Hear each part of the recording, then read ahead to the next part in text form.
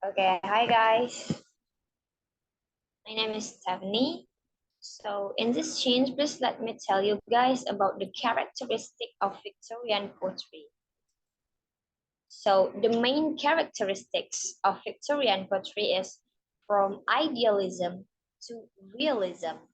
Is the prominent differentiator of Victorian poetry, while other characteristics include mass concern, morality, challenging authority, questioning God, and etc.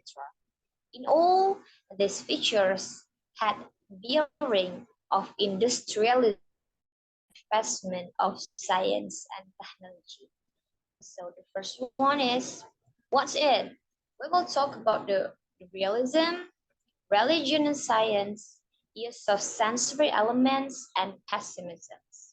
So let's go to the first one, the realism. Realism. The Victorian poets were quite realistic and had less idealized view of nature in contrast to Romantic poets who were who were idealists and believed in art for the art's sake. So the nature in Victorian poetry lost its idealized position accorded in the Romantic age. Factually, in the Tennyson age, the nature dwindled to a sort of leisure and inspiration for the poets, and that nature was not paramount as subjects for poets. So Tennyson himself was less a romantic poet and more a Victorian bridge to Romanticism and Victorians. And the next one is religion and science. What I want to tell you guys about is the conflict between them. So the most remarkable characteristic of Victorian poetry is its conflicts between religions and science. So it was a byproduct of the intellectual developments of this age. The leading poets of this age react to this religious skepticism through their works. So Robert Browning attempted to criticize religion in his poems like Fra Lippo. He also questions the means of the church that go against human natures. And similarly, when Tennyson wrote In Memoriam, he raised many questions of life and death. So the scientific approach to nature and human became a central theme in Victorian poetry. Also in Arnold's poem, Dover Beach, also addresses the eroding of religious faiths of the times.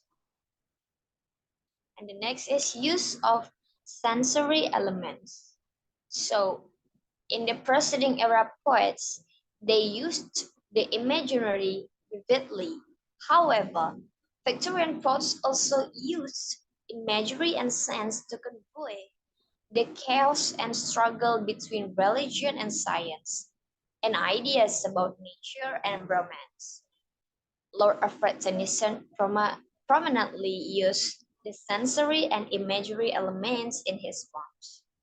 One notable example in Tennyson poems, Mariana, he writes, the doors upon their highest crack, the blue fly sung in the pane, the mouse behind the moldering wainscot shirked. So this image of the creaking door, the blue fly singing in the window, and the mouse with the moldy wood paneling all work together show a very divined image of an active yet lonely farmhouse. And the next one is pessimism. Victorian poets understood the misery that industrial revolution had brought about in the society. These Victorian poets become object and real. In terms of displaying the urban life, the poets brought on isolation, despair, doubt, and general pessimism that surrounded the era.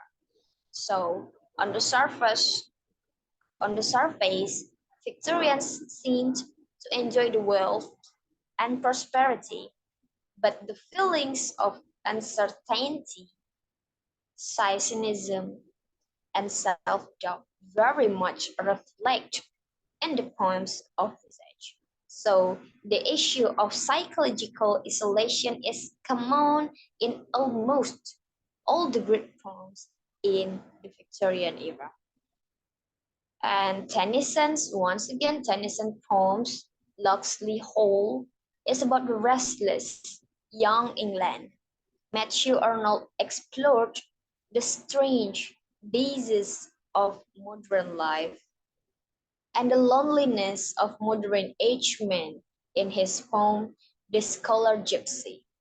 In the City of Dreadful Night, Arthur Hurt's close deal with the notes of insomnia and pessimism. So maybe that's just what I want to tell you guys about. Thank you for listening and please enjoy this video. Thank you so much.